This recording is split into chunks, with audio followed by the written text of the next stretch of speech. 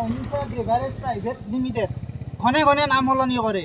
ইয়াৰ অভিযোগ দিলে বিভাগীয় কৰ্তৃপক্ষক অভিযোগ দিলে ইহঁতে নাম পৰিৱৰ্তন কৰে, নিজৰ নাম সলনি কৰি ব্যৱসায় চলায়। কিয় তেখেতসকলে নাম সলনি কৰে?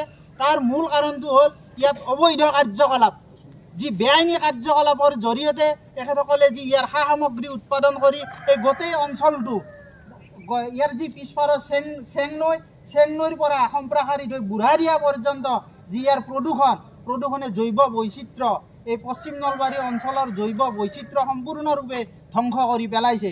আমি দীৰ্ঘদিন ধৰি ইয়াৰ যি দুৰ্নীতি, ইয়াৰ যি অবৈধ কাৰ্যকলাপ সেই সম্পৰ্কে বিভাগীয় যি বিষয়া কৰ্মচাৰীসকলক অৱগত কৰাৰ পিছতো পলিউশ্যন কণ্ট্ৰল বৰ্ড আৰু নলবাৰীৰ যি চাৰ্কুল অফিচ, যি ৰাজহ চক্ৰ বিষয়াৰ কাৰ্যালয় আৰু যি নলবাৰী আয়ুক্ত মহোদয়ৰ কাৰ্যালয়ত অৱগত কৰাৰ পিছতো দেখিও নেদেখাৰ ভাওজুৰি থকাৰ ফলতে তেখেতসকলে যি বাহিৰাগত যি লুণ্ঠনকাৰী যি পুঁজিপতি, এই পুঁজিপতি প্ৰদীপ জৈনে ইয়াত লুণ্ঠন কাৰ্য চলাই খিলঞ্জীয়া জনসাধাৰণৰ জনজীৱন বিপৰ্যস্ত কৰি তুলিছে।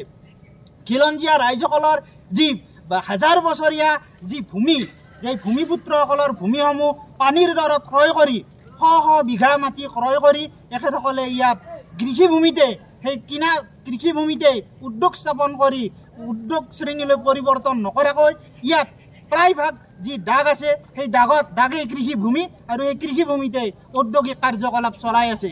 এই সম্পৰ্কে আমি নলবাৰী জিলাৰ যি মাননীয় চক্ৰ বিষয়া মহোদয়াক আজি আমি অৱগত কৰিছোঁ। গতিকে কি ব্যৱস্থা গ্ৰহণ কৰে তাক আমি দাবী জনাইছোঁ আৰু ইয়াৰ যি ভুক্তভোগী ৰাইজক ক্ষতিপূৰণ দিবলৈ আমি অনুৰোধ জনাইছোঁ। এই যি অহিংসা কেমিকেল লিমিটেড, তেখেতসকলে ইয়াৰ যি আউটলেট, সেই আউটলেট নদীৰ বুকুত স্থাপন কৰি ইয়াৰ যি বিষাক্ত যি বৰ্জ্য পদাৰ্থ, এই বৰ্জ্য পদাৰ্থসমূহ তেখেতসকলে গোপন যি নলা খান্দি দুষ্কাৰ্যৰ জৰিয়তে যি নলা খান্দিছে, মানুহে গম নোপোৱাকৈ তাত পাইপ স্থাপন কৰি সেই নলাৰে নদীৰ বুকুত এই বিষাক্ত পদাৰ্থসমূহ পেলাই আছে।